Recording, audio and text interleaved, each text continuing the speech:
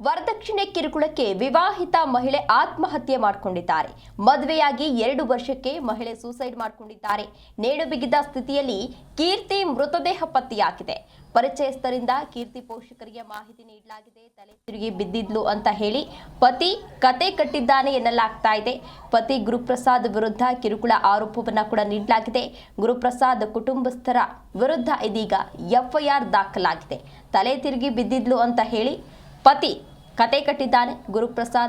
ಪತಿ ಗುರುಪ್ರಸಾದ್ ವಿರುದ್ಧ ವರದಕ್ಷಿಣೆ ಕಿರುಕುಳ ಆರೋಪ ಕೇಳಿ ಬಂದಿದೆ. ತನ್ನ ತಾಯಿಯೊಂದಿಗೆ ನೋವನ್ನ ಹೇಳ್ಕೊಂಡಿದ್ರಂತೆ. ಅಂದ್ರೆ ಈ ಕೀರ್ತಿ ಎನ್ನುವ ಮಹಿಳೆ ಏನು ಸೂಸೈಡ್ ಮಾಡ್ಕೊಂಡಿದ್ದಾರೆ, ಅವರು ತನ್ನ ತಾಯಿಯೊಂದಿಗೆ ಈ ರೀತಿ ನನಗೆ ಹಿಂಸೆ ಆಗ್ತಾ ಇದೆ ಅಂತ ಹೇಳಿ ತನ್ನ ನೋವನ್ನ ಹೇಳ್ಕೊಂಡಿದ್ರಂತೆ.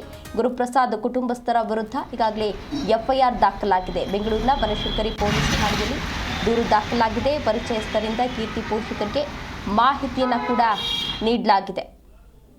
2 ವರ್ಷಗಳ ಹಿಂದೆ ಇಬ್ಬರು ಕೂಡ ಮದುವೆ ಆಗಿದ್ರು. ಅಂದ್ರೆ ಮೃತ ಕೀರ್ತಿ ಏನಿದ್ದಾರೆ ಹಾಗೂ ಗುರುಪ್ರಸಾದ್ ಇಬ್ರು ಕೂಡ ಮದುವೆ ಆಗಿದ್ರು. ಕೈತುಂಬ ವರದಕ್ಷಿಣೆ ಕೊಟ್ಟು ಮದುವೆ ಮಾಡಿದಂತಹ ಕೀರ್ತಿ ಪೋಷಕರು ಕೈತುಂಬ ವರದಕ್ಷಿಣೆಯನ್ನ ಕೊಟ್ಟು ಮದುವೆ ಮಾಡಿದ್ರಂತೆ. ಕಳೆದ 2 ತಿಂಗಳಿಂದ ಕಿರುಕುಳವನ್ನ ನೀಡ್ತಾ ಇದ್ದಾರೆ ಅಂತ ಹೇಳಿ ತನ್ನ ತಾಯಿಯೊಂದಿಗೆ ಏನೇನಾಗ್ತಾ ಇದೆ ಅನ್ನೋದನ್ನ ಹೇಳ್ಕೊಂಡು ತನ್ನ ಅಳಲನ್ನ ತೋಡ್ಕೊಂಡಿದ್ರಂತೆ.